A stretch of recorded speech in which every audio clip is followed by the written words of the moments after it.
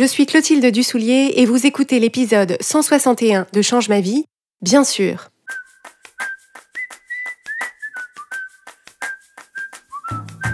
Bienvenue sur Change ma vie, outils pour l'esprit. Je suis Clotilde Dussoulier, Master Coach certifié, et sur ce podcast, je vous livre chaque semaine des outils précis et concrets pour comprendre les mécanismes de votre cerveau et de vos émotions et construire exactement la vie à laquelle vous aspirez. Dans l'épisode de cette semaine, je veux partager avec vous un outil extrêmement efficace que j'utilise beaucoup avec mes clientes en coaching, qui est un outil qui permet d'accéder à l'acceptation, à la compréhension et à la bienveillance, très spécifiquement dans des situations dans lesquelles on ressent de la résistance, où on a des jugements envers une autre personne de notre entourage, ce qu'elle pense, comment est-ce qu'elle se sent et comment est-ce qu'elle agit. Si on se met dans le contexte général de notre expérience de vie, ce qu'on peut observer, c'est que la très grande majorité des situations dans lesquelles on ressent des difficultés, dans lesquelles on se trouve en difficulté, c'est une situation qui est problématique, qui est douloureuse, qui est difficile pour nous. En réalité, dans la grande majorité des cas, le problème qu'on a, c'est qu'on a face à nous une autre personne, un autre être humain, qui a certaines pensées, qui ressent certaines émotions et qui entreprend certaines actions ou qui n'entreprend pas certaines actions.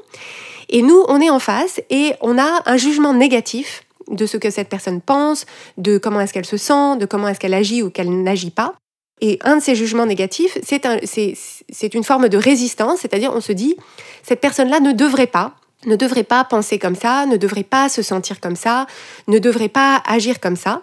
Et en réalité, c'est cette résistance et ce jugement de l'autre personne dans ce qu'elle pense, dans comment qu'elle se sent et dans la façon dont elle agit, qui crée notre difficulté.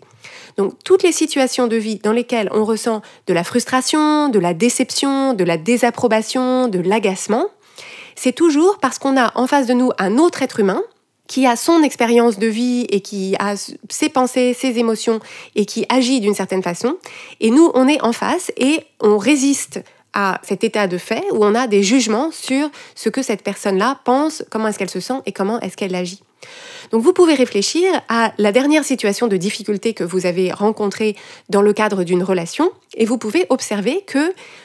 une grande partie de votre difficulté, c'était que vous pensiez, par exemple, de votre enfant, qu'il ne devrait pas penser ça, ou qu'il ne devrait pas se sentir comme ça à ce moment-là, ou qu'il ne devrait pas faire ci ou pas faire ça. Dans vos situations professionnelles, peut-être que vous observez que tel ou tel collègue est déçu de quelque chose ou mécontent de quelque chose et vous trouvez que cette personne-là ne devrait pas être déçue ou mécontent de ça ou se plaindre ou ne devrait pas s'appuyer sur vous, sur telle chose ou ne devrait pas avoir pris en charge tel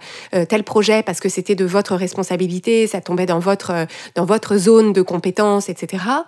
Ça peut se manifester aussi dans votre couple. Ou peut-être que vous observez que la personne avec qui vous vivez est préoccupée par quelque chose ou oublie certaines choses ou attache trop d'importance à une chose dont vous trouvez que ça ne devrait pas prendre autant d'importance ou qu'il ou elle ne devrait pas faire certains choix avec son temps, avec son argent, ne devrait pas se comporter d'une certaine façon vis-à-vis des enfants que vous avez ensemble ou que vous élevez ensemble, etc.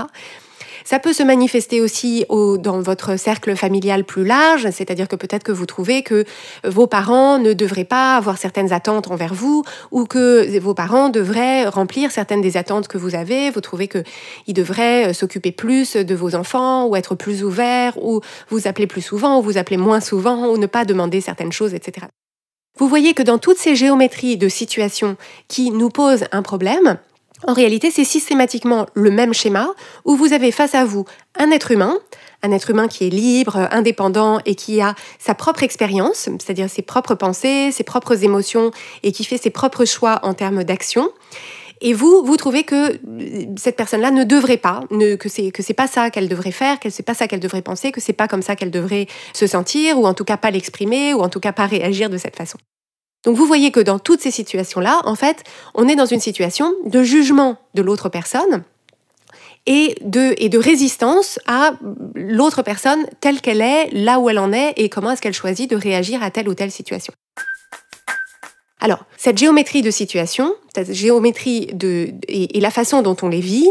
ça fait intégralement partie de notre expérience humaine et tous, autant que nous sommes perpétuellement face à d'autres personnes dont on trouve qu'elles devraient... On pense tous que nous, on sait comment est-ce que les autres devraient se comporter, on pense tous qu'on sait qu'est-ce qui serait le plus fluide, qu'est-ce qui serait le plus facile, qu'est-ce qui serait la meilleure solution. Donc, on a complètement le droit d'avoir cette grille de lecture et on a complètement le droit d'avoir notre opinion sur la façon dont les autres se conforment ou non à ce qu'on pense qui serait le mieux pour tout le monde, et pour nous en particulier.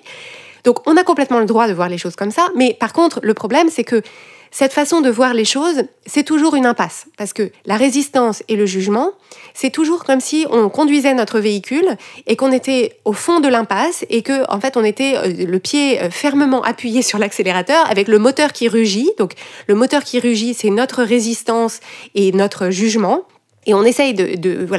plus on pense à notre résistance, plus on pense à nos jugements, plus on appuie sur l'accélérateur. C'est simplement qu'on est au fond d'une impasse, parce qu'en réalité, le comportement, les pensées et les émotions des autres personnes échappent complètement à notre contrôle. Donc on est au fond d'un cul-de-sac dans notre véhicule à appuyer très fort sur l'accélérateur de notre résistance et de notre jugement.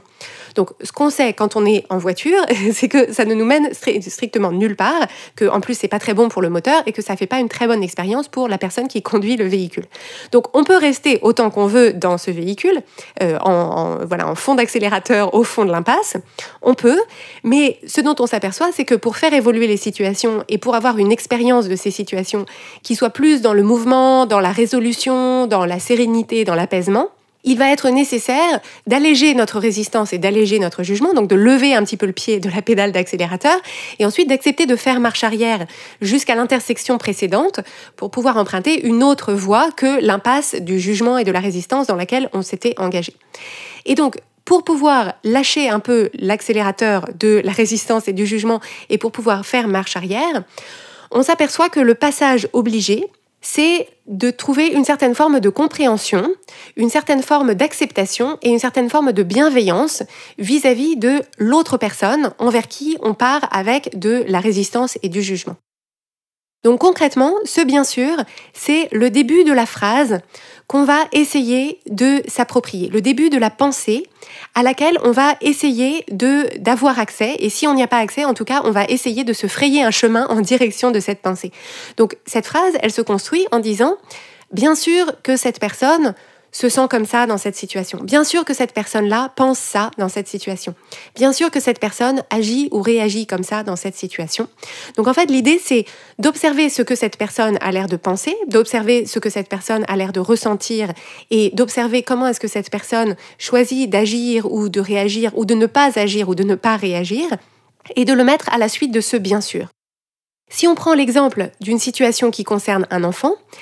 l'idée, ça va être, imaginons un enfant qui demande qu'il y ait un parent qui reste avec lui jusqu'à ce qu'il s'endorme. Et donc peut-être que par défaut, on a une résistance, c'est-à-dire qu'on se dit, mais enfin, c'est quand même dingue, à l'âge qu'il a, et puis on y passe toutes nos soirées, et c'est pénible, et du coup, on peut inviter personne, parce qu'il faut rester dans la chambre jusqu'à ce que l'enfant s'endorme, etc. Donc on part avec un discours intérieur de résistance qui ne nous mène nulle part, parce que ça n'aide pas l'enfant à se détacher de ça, et que même c'est plutôt pire, parce que nous, on est agacé, qu'on est excédé, qu'on le fait à contre-cœur, ou qu'on part, ou qu'on n'est pas cohérent, ou qu'on n'est pas, un jour on dit oui, un jour on dit non, on s'énerve, etc. Donc ça ne résout pas la situation. Donc l'idée, c'est de se dire, ok, stop, on va essayer le bien sûr. Et donc le bien sûr va nous permettre de nous dire, de nous mettre du point de vue de l'enfant, qui pense ce qu'il pense, qui se sent de la façon dont il se sent et qui demande ce qu'il demande. Et de se dire, mais bien sûr qu'il faut que je reste avec lui jusqu'à ce qu'il s'endorme. Bien sûr, moi aussi, si j'étais un enfant de 3 ans, 4 ans, 5 ans, 6 ans, et que c'était possible d'avoir un adulte qui reste auprès de moi pendant que je m'endors, bien sûr que moi aussi, je demanderais ça. Bien sûr que moi aussi, je préférerais ça. Et donc, en fait, l'idée, c'est de revenir à ce point de compréhension, d'acceptation et de bienveillance vis-à-vis de l'être humain qui est en face de nous, et en l'occurrence de cet enfant, pour pouvoir ensuite ouvrir le champ à ce que nous, on a envie d'en faire. Parce que bien sûr, l'acceptation, la compréhension et la bienveillance n'impliquent pas qu'on aille ensuite dans le sens de ce que la personne en face de nous souhaite ou demande. Mais par contre, on sait qu'on va pouvoir trouver de bien meilleures solutions et les proposer avec beaucoup plus d'efficacité et beaucoup plus de coopération si on part de ce point de compréhension, de connexion et de bienveillance et d'acceptation de la demande de l'autre personne. Donc, vous voyez comment est-ce que ça fonctionne avec un enfant. C'est pareil avec, par exemple, un adolescent qui, par exemple, ou une adolescente qui voudrait rester des week-ends entiers à jouer aux jeux vidéo et plutôt que de faire des sorties en famille. L'idée, c'est de se dire, mais bien sûr, bien sûr que quand on est un adolescent de 15 ans, on a plus envie de rester à jouer à des jeux vidéo tout le week-end que d'aller cueillir des mûres en forêt de Fontainebleau. Bien sûr. Donc, une fois qu'on a dit le bien sûr, on n'est plus dans la résistance et le rejet du souhait ou de l'expérience de la personne qui est en face de nous. On le comprend complètement, on est complètement dans la connexion et dans l'acceptation de ce qui se passe pour lui ou de ce qui se passe pour elle. Et ensuite, on décide le parent qu'on a envie d'être. Dans une relation avec un adulte, ce sera le même type d'usage. Donc ça va être par exemple de se dire bien sûr qu'il a envie de me raconter son week-end et de me raconter son tournoi de tennis match par match et balle par balle. Ou bien sûr que mon conjoint ou ma conjointe est très préoccupé et stressé par la présentation qu'il ou elle doit donner après-demain. Et bien sûr que il ou elle n'est pas toujours disponible pour m'accompagner à telle ou telle chose auquel j'ai envie qu'on aille ensemble. Au sujet d'un membre de notre famille, ça va être bien sûr qu'il ou elle préférerait qu'on vienne les voir tous les dimanches. Bien sûr qu'il ou elle, quand on lui rend visite, a des exigences particulières sur la façon dont on met les couverts dans le lave-vaisselle. Bien sûr qu'il ou elle y attache de l'importance. Bien sûr qu'il ou elle n'est pas toujours disponible pour faire telle ou telle chose, pour me rendre tel ou tel service. Bien sûr que telle ou telle personne à oublier telle ou telle chose, n'y a pas pensé. Bien sûr que c'est plus important pour moi que pour elle. Bien sûr qu'il ou elle préférerait que je m'occupe de telle ou telle chose. Bien sûr que c'est tentant pour telle personne de dire que c'est la faute de tel facteur extérieur ou de telle autre équipe si tel ou tel projet a pris du retard, etc., etc., etc. L'objectif, c'est de prêter une attention particulière aux situations dans lesquelles vous ressentez de la frustration ou de la déception ou de l'incompréhension ou de la désapprobation vis-à-vis de quelqu'un d'autre et de sa façon de penser, de sa façon de se sentir et de sa façon d'agir, d'observer précisément quel est le comportement ou quelle est la pensée ou quelles sont les émotions vis-à-vis desquelles vous ressentez cette résistance et d'essayer d'écrire la pensée, le bien sûr correspondant et de voir de quelle façon est-ce que vous pouvez adhérer à ce bien sûr. Qu'est-ce que ça requiert de vous en termes de compréhension, en termes de projection dans la situation de l'autre personne pour arriver à adhérer à ce bien sûr, pour arriver à vraiment comprendre pourquoi est-ce que bien sûr telle personne, dans sa situation, par rapport à son système de pensée, par rapport à ses objectifs personnels, par rapport à ce qui est important pour lui ou pour elle, pense effectivement ça, se sent effectivement comme ça et agit effectivement de cette façon-là. Alors, bien sûr, l'utilisation de ce bien sûr va vous demander un effort. Ça va vous demander un effort de mettre de côté temporairement votre regard sur la situation qui est bien sûr complètement naturel pour vous, complètement automatique, complètement familier, complètement confortable et duquel vous êtes probablement assez persuadé qu'il est juste. Donc ça va vous demander un vrai effort de mettre de côté temporairement votre lecture de la situation, votre grille de jugement et en l'occurrence votre résistance pour le temps de cette réflexion, vous proposer d'aller voir du point de vue de l'autre personne à quoi est-ce que ça ressemble. Donc ça vous demande un effort et cet effort, il faut avoir envie de le fournir, c'est-à-dire que personne ne pourra vous obliger à le faire évidemment, mais il faut voir pourquoi est-ce que vous le faites. Alors pourquoi est-ce que vous pourriez être motivé pour le faire? C'est parce que c'est cet effort-là qui va vous permettre de revenir à ce point de neutralité et d'acceptation qui ouvre ensuite un espace pour décider de la suite qu'on a envie de donner à la situation en toute liberté. Donc en fait, cet effort à faire pour trouver la compréhension et l'acceptation du point de vue de l'autre personne, c'est le passage obligé pour créer ensuite cet espace bien plus vaste de liberté pour décider de la personne que vous avez envie d'être dans cette situation, quelles sont les meilleures solutions, les solutions les plus simples et les plus claires que vous puissiez trouver face à cette situation pour que les choses évoluent dans le sens que vous voulez.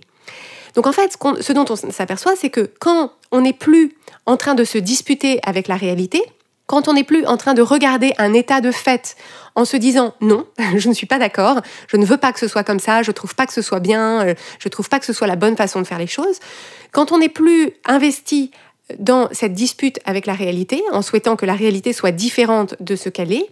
tant qu'on n'est plus dans une situation dans laquelle on rend les autres responsables de notre expérience, de notre difficulté et de notre blocage, c'est à ce moment-là qu'on retrouve l'accès plein et entier à toute notre énergie, à tout notre espace mental et à toutes nos ressources pour décider de la suite à donner. Donc, pour se dire, et maintenant, je fais quoi? Si ce sont ça les cartes qui me sont distribuées, si j'ai face à moi une personne qui a complètement le droit de penser comme ça, qui a complètement le droit de se sentir comme ça, et qui a complètement le droit d'agir de cette façon-là, et que c'est en dehors de mon contrôle, maintenant, qu'est-ce que moi j'ai envie de faire? Comment est-ce que j'ai envie d'aborder cette situation? Comment est-ce que j'ai envie de m'occuper de moi, de mes intérêts, de mes objectifs? Qu'est-ce que je veux créer dans cette situation comme expérience pour moi et comme expérience partagée avec l'autre personne? Comment est-ce que je vais le créer et à quoi est-ce que ça va ressembler? Donc en fait, cet outil du bien sûr, ce qu'il dit, c'est tout ça est parfait. Ne gâche pas ta belle énergie à essayer de changer ce qui est déjà fait, d'essayer de débugger quelque chose qui s'est déjà produit. Tout ça est exactement le théâtre de l'expérience humaine. Chacun a joué exactement le rôle qu'il était censé jouer dans cette situation. Et mon pouvoir et ma liberté ne résident pas dans l'écriture du rôle des autres, c'est-à-dire je ne suis pas le metteur en scène de cette pièce-là, je ne suis que l'acteur ou l'actrice indépendant. Donc c'est plutôt un spectacle d'improvisation. Donc je ne suis pas le metteur en scène d'une pièce que je pourrais écrire pour tout le monde dans cette situation. Je suis dans un spectacle d'improvisation et mon pouvoir et ma liberté, c'est dans l'écriture du rôle que moi je vais jouer en fonction du rôle que les autres choisissent de jouer. Donc je vous propose d'emporter avec vous cet outil qui, encore une fois, est très utile aux clientes que j'accompagne en coaching parce que c'est l'outil qui leur permet d'enclencher ce chausse-pied de l'acceptation, de la neutralité et de la bienveillance qui permet ensuite d'ouvrir très grand le champ des possibilités pour débloquer des situations qui nous semblent bloquées et pour sortir de notre résistance, de notre frustration, de notre colère, de notre déception.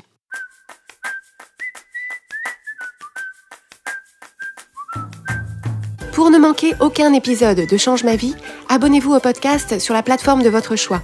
N'hésitez pas à laisser un avis et à partager le podcast avec les gens que vous aimez, c'est le meilleur moyen de le soutenir. Inscrivez-vous gratuitement sur changemavie.com/inscription pour recevoir des outils exclusifs et des messages inspirants directement par email. Et si vous voulez aller plus loin dans la mise en pratique des outils que je vous présente sur Change ma vie, c'est exactement notre métier en tant que coach de vie de vous accompagner. Le programme de coaching que nous proposons est fait sur mesure pour les femmes qui travaillent, qui ont des enfants et qui ont du mal à trouver leur épanouissement au milieu de tous ces rôles qu'elles jouent. Pour en savoir plus et déposer votre demande, rendez-vous dès aujourd'hui sur changemavie.com/coaching. Nous avons hâte d'échanger avec vous.